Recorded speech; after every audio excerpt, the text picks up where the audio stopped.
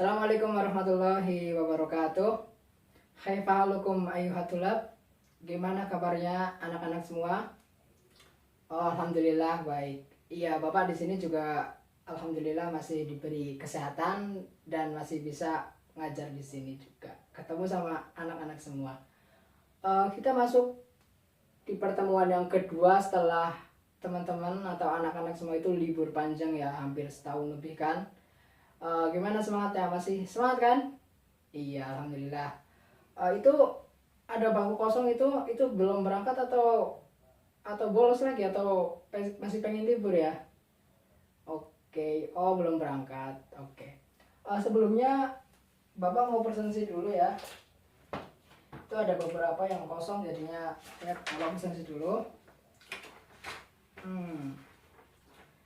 Man hadir falakul hadir ya, yang hadir bilang hadir.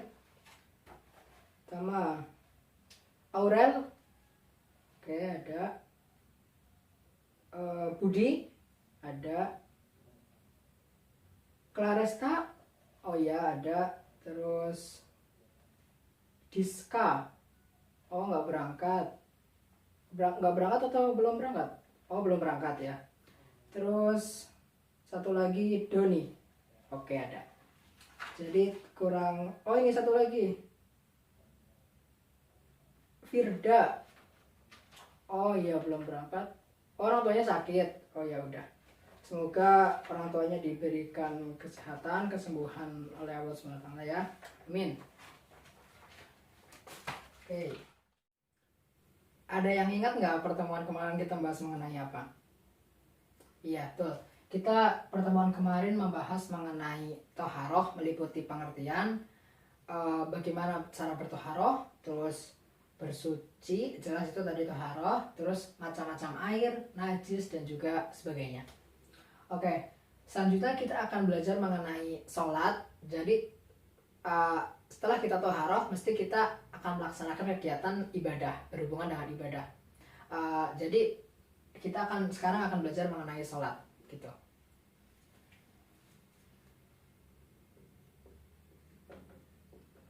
Nah, di sini ya.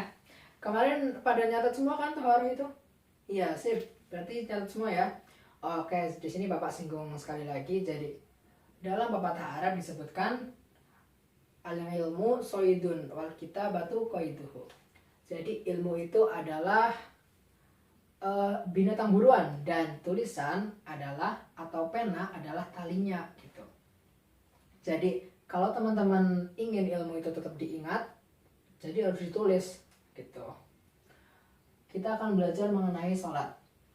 Teman-teman sudah, anak-anak semua mestinya sudah gede ya, udah pada sholat semua juga, udah berkewajiban sholat, jelas.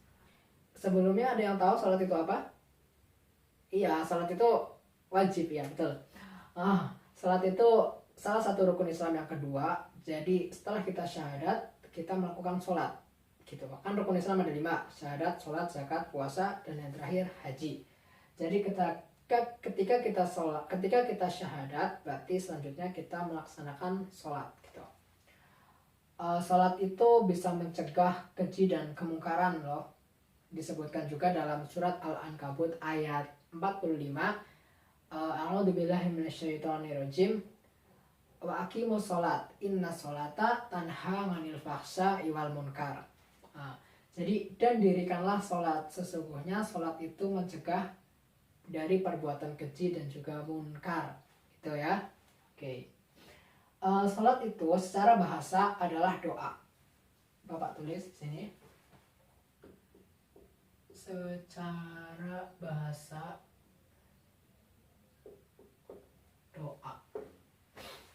Sholat itu secara bahasa adalah doa dan sedangkan secara istilah sholat itu adalah serangkaian kegiatan, serangkaian ibadah yang berisi berupa kegiatan, perbuatan, perkataan yang di dalamnya itu sesuai dengan ketentuan gitu. Dimulai dari takbiratul ihram dan juga diakhiri dengan salam. Ya, sesuai dengan ketentuan, sesuai dengan syarat-syaratnya. Jadi kalau kita sholat mesti ada syarat-syarat yang harus dikerjakan sebelum sholat. Nanti Bapak jelaskan gitu. Jadi ini tadi secara istilah sudah Bapak dikte ya, udah tulis semua berarti ya. Ya. Oke, selanjutnya setelah kita bahas mengenai pengertian, kita masuk ke syarat wajib sholat.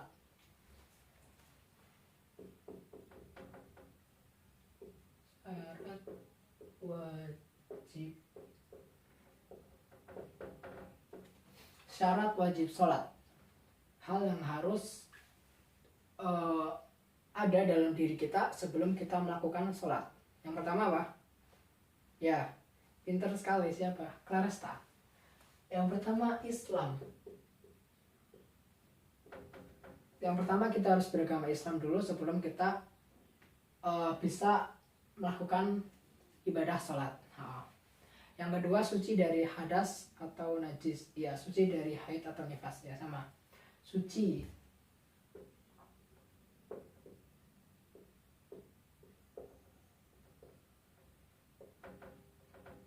Suci dari hadas atau najis. Terus yang ketiga apa? Balik. Ya, betul. Jadi balik itu orang yang sudah dewasa, orang yang sudah wajib melakukan sholat. Jadi kayak anak-anak semua ini kan udah pada kelas 1 SMP. Berarti udah wajib melakukan sholat. Apalagi yang cowok-cowok, sholat wajib berjamaah di masjid ya. Itu. Yang ketiga itu ada balik. Gitu. Oke, selanjutnya ada syarat sah sholat. Ada yang tahu syarat sah sholat itu ada apa aja? Nggak ada yang tahu. Jadi kalian kalau sholat gimana? Ya udah Bapak jelasin ya. Syarat sah sholat itu sesuatu atau hal-hal yang harus ada ketika teman-teman itu, ketika anak-anak itu sholat. Jadi yang menjadi sahnya teman-teman sholat itu harus meliputi atau harus mencakup poin-poin yang nanti Bapak tuliskan. Yang pertama, jelas kalau sholat itu harus suci ya dari hadas dan juga najis, berarti suci.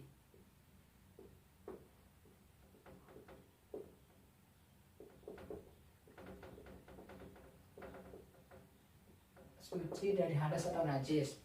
Terus yang kedua, selain suci gimana? Apa?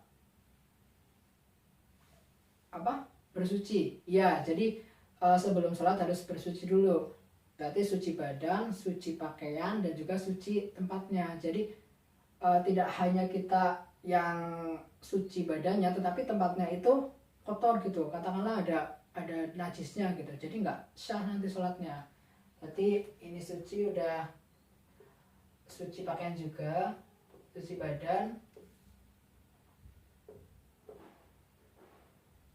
pakaian, sama apa satunya lagi? Tempat ya.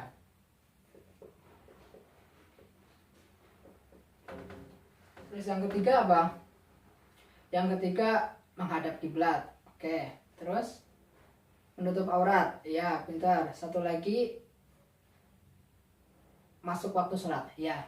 Jadi yang ketiga, 4 dan 5 udah disebutin sama teman-teman, sama anak-anak tadi ya.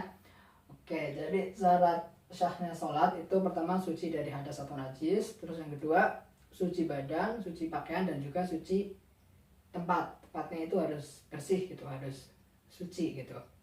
Terus yang ketiga itu tadi menutup aurat, betul. Terus yang keempat ada menghadap kiblat, terus yang kelima ada menutup aurat.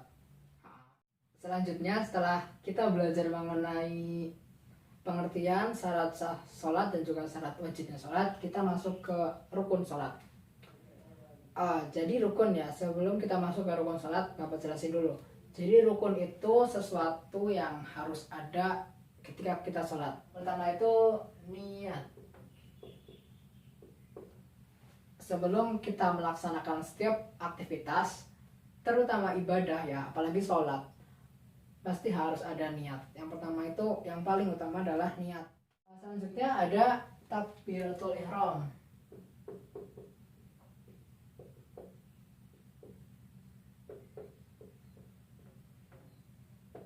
Takbiratul ihram gimana gerakannya? Iya, kayak gini. Allahu Akbar gitu. Itu takbiratul ihram. Selanjutnya ada membaca doa iftitah,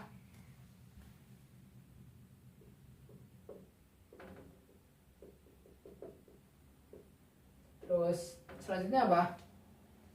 Al-Fatihah, ya betul. Selanjutnya ada membaca Al-Fatihah. Setelah Al-Fatihah dilanjutkan dengan surat ya. Terus setelah Al-Fatihah apa? Setelah Al-Fatihah kita ruku. Setelah Al-Fatihah biasanya kita baca surat dulu, bisa surat pendek atau surat panjang nggak apa-apa. Selanjutnya tadi habis ini ruku ya, ditulis di dikte aja nggak apa. Setelah membaca Al-Fatihah terus surat, habis itu ruku. Setelah ruku habis itu sujud, i'tidal. Setelah ruku kayak gini, habis itu i'tidal ya, terus sujud. Setelah sujud duduk di antara dua sujud, selanjutnya sujud lagi, terus tasyahud awal. Setelah tasyahud awal terus tasyahud akhir, selanjutnya membaca doa tasyahud akhir, sholawat nabi, dan terakhir salam. Belum, yang terakhir itu tertib. Jadi ini sampai ke bawah ya, yang tadi bapak udah dikte. Terus terakhir itu tertib. Jadi ketika kita melakukan semua rukun sholat ini, yang terakhir itu harus tertib. Selanjutnya ada yang membatalkan sholat. Ada yang tahu yang membatalkan sholat itu apa aja? Bisa disebutkan? Ya, si Doni mau ngomong? Mau nyebutin apa? Oke, yang pertama itu keluar sesuatu atau keluar kotoran dari dua pintu kotoran ya, berarti dari dubul maupun dari kubul gitu, bisa kencing ataupun dari kotoran besar gitu. Jadi kalau teman-teman misal ada yang sholat terus nahan kencing gitu, terus tiba-tiba keluar gitu ya, maaf, tiba-tiba keluar kencingnya gitu, berarti dia sholatnya batal karena keluar sesuatu dari dua lubang kotoran gitu. Ditulis ya.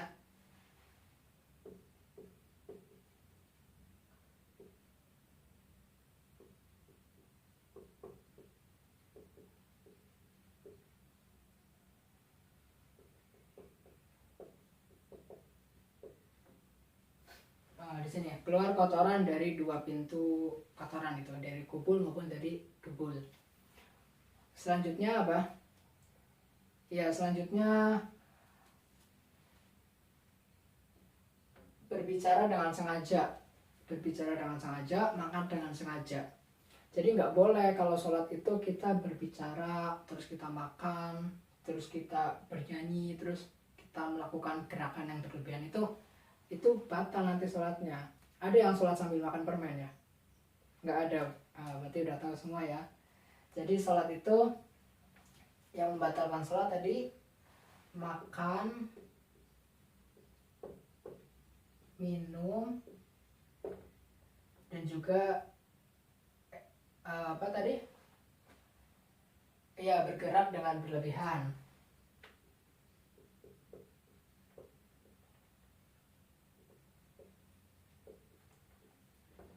Bergerak berlebihan dengan sengaja.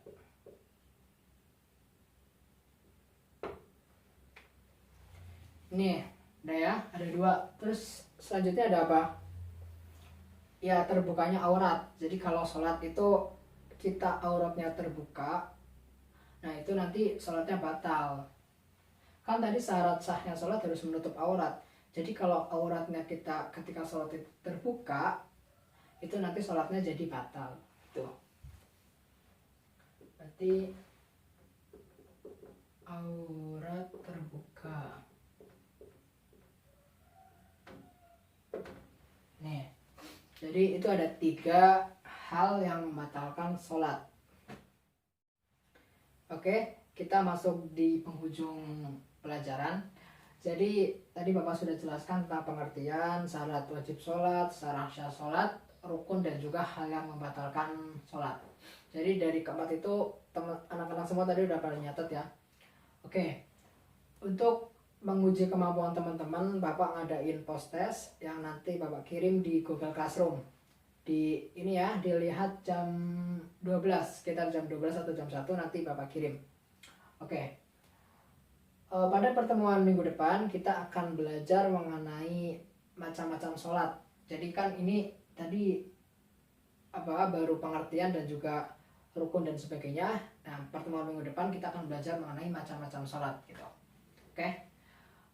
Untuk menutup pertemuan pada pagi hari ini, marilah kita bersama-sama membaca doa kafaratul majlis dan juga alhamdulillah.